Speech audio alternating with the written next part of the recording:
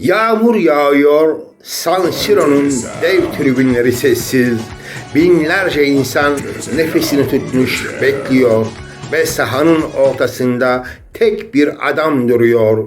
Yüzünde ne bir korku var ne öfke, sadece yılların bıraktığı derin bir kararlılık. Çünkü bazı savaşçılar kılıç taşımaz. Onlar sadece bir forma giyer ve o formanın adı Milan. Bu Franco Baresi'nin hikayesi, sadakatin, fedakarlığın, asla vazgeçmemenin hikayesi. Franco Baresi futbol tarihinin en büyük savunmacılarından biri. Belki de kaptan kelimesinin gerçek anlamını dünyaya gösteren adam. 1960 yılında İtalya'nın küçük bir kasabasında dünyaya geldi.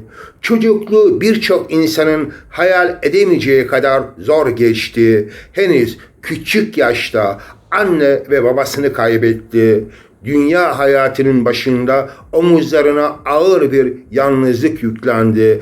Belki de bu nedenle yüzünde her zaman ciddi bir ifade vardı. Belki de bu sebeple sahada hiç korkmuyordu. Çünkü hayat ona futboldan çok daha sert rakipler çıkarmıştı. Genç Franco'nun ilk hayali Inter takımının formasını giymekti. Seçmelere katıldı fakat reddedildi. Kim bilebilir ki o gün verilen karar futbol tarihinin en büyük hatalarından biri olacaktı. Kader onu Inter takımının ezeli rakibi Milan takımına götürdü ve kapıdan içeri giren genç çocuk bir gün kulübün ruhuna dönüşecekti. 1977 yılında henüz 17 yaşındaydı. İlk kez San Siro stadyumunun çimlerine adım attığında tribünlerde binlerce insan vardı.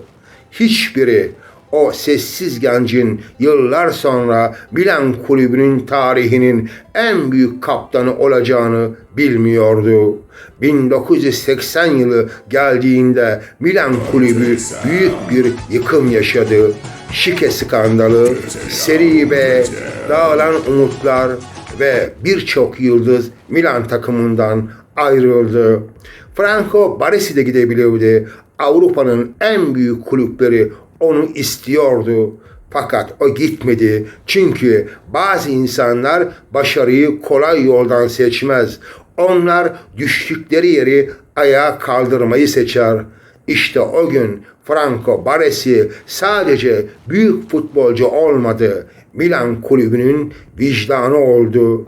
Yıllar geçti. Arrigo Sacchi geldi. Modern futbolun temellerini atan teknik adamların en başında geliniydi. Onun sisteminin merkezinde Franco Baresi vardı. Herkes hızdan, güçten bahsediyordu. Fakat Franco Baresi bambaşka bir şey gösteriyordu. Zeka, sabır, doğru zamanda, doğru yerde olmanın değeri. Rakip forvetler koşmaya başladığında Franco Baresi çoktan hamlesini yapmış olurdu. Çünkü oyunu herkesten birkaç saniye önce görüyordu. Yanında Paolo Maldini, Alessandro Costacurta, Mauro Tassotti vardı. Birlikte sadece maç kazanmadılar. Bir savunma sanatının nasıl yapılacağını dünyaya öğrettiler. 1989-1990 Avrupa'nın zirvesi Milan takımı yeniden dünyanın en büyük takımıydı. Kupalar geliyordu, alkışlar yükseliyordu. Fakat Franco Baresi hiç değişmedi. Her zamanki gibi sessiz ve mütevaziydi. Çünkü onun için en büyük ödül formasını gururla taşımaktı. Sonra 1994 Dünya Kupası, belki de kariyerinin en dramatik hikayesi. Franco Baresi haftalar öncesinde ayağından ameliyat olmuştu ve tüm ağrılarına rağmen fedakarlık göstererek final maçında oynadı. Brezilya karşısında finalde en iyi futbolunu oynayan Franco Baresi, İtalya'nın dünya şampiyonu olmasına tek başına gücü yetmedi. Maç sonunda tüm acısına rağmen seri penaltı atışlarında penaltıyı kaçırdı.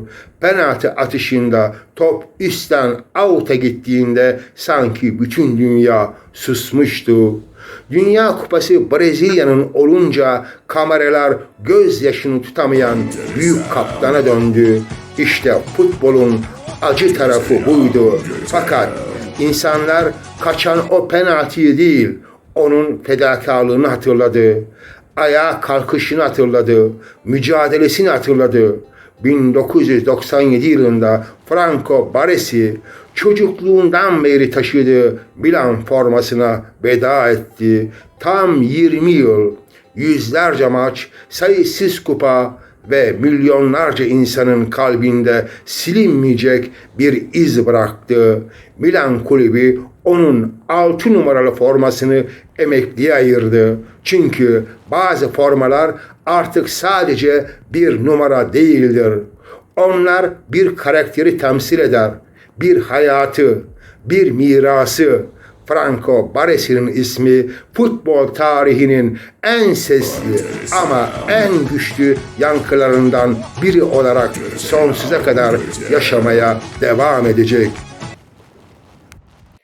Yeni hikayelerde buluşmak üzere. Hoşça kalın. Bilmediğim çok az şey var.